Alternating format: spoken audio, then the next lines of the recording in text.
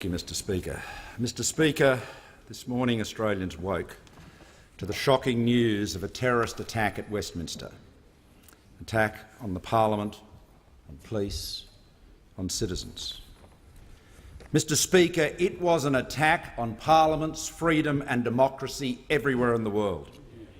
Westminster is rightly known as the mother of parliaments.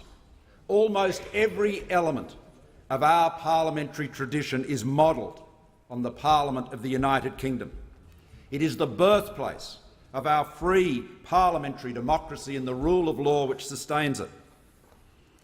When the Palace of Westminster was under attack from the Nazis in 1943, Churchill described the House of Commons as the citadel of British liberty. It is the foundation of our laws, able to face the possibility of national destruction with classical composure. Consistent with this, Prime Minister Theresa May has said that Parliament will resume tomorrow. This will ensure, as Churchill went on to say, that the House of Commons will continue to play its part in all its broad freedom in British public life. We send our heartfelt condolences, especially to the families of the victims, including the police officer murdered by the terrorist as he attempted to enter the Houses of Parliament, and we wish all those injured a full recovery. Our heartfelt sympathy and resolute solidarity is with the people of the United Kingdom, with whom we stand today, as we always have and always will, steadfast allies in freedom's cause. And as the Speaker noted, we acknowledge the presence of Her Excellency, the High Commissioner of the United Kingdom, Menna Rawlings, in the House today. Your Excellency, you have our full sympathy, solidarity and support. At this stage, Mr Speaker, it appears that 4 people were killed by the terrorist and around 40 injured, including a woman who resided in South Australia.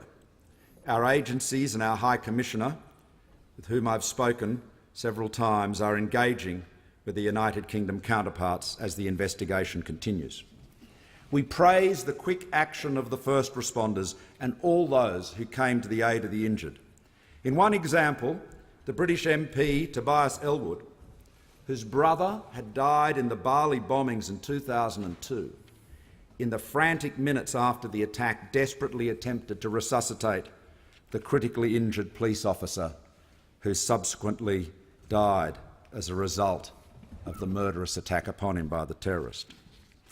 This act of heroism is just one of the extraordinary stories that are emerging from this tragedy. As Prime Minister May said so powerfully, and in language we know reflects the values of Australians as much as it reflects the values of Britons, those first responders rushed towards the danger at the same time as they called on citizens and civilians to flee.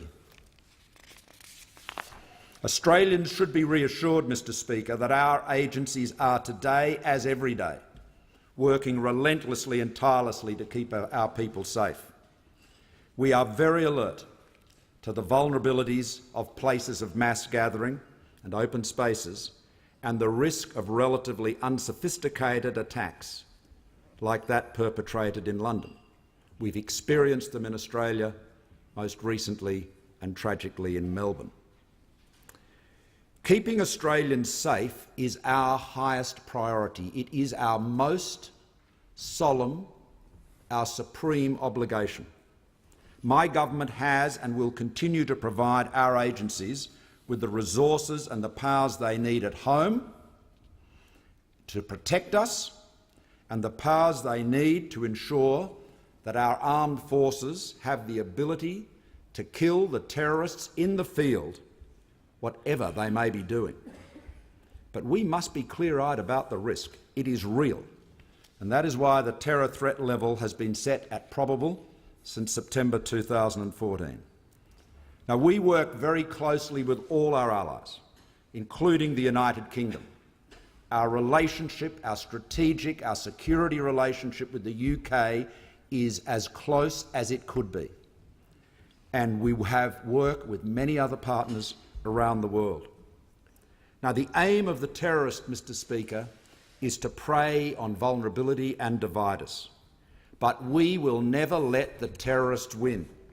Not on the battlefield, not here at home. We will never change the way we live.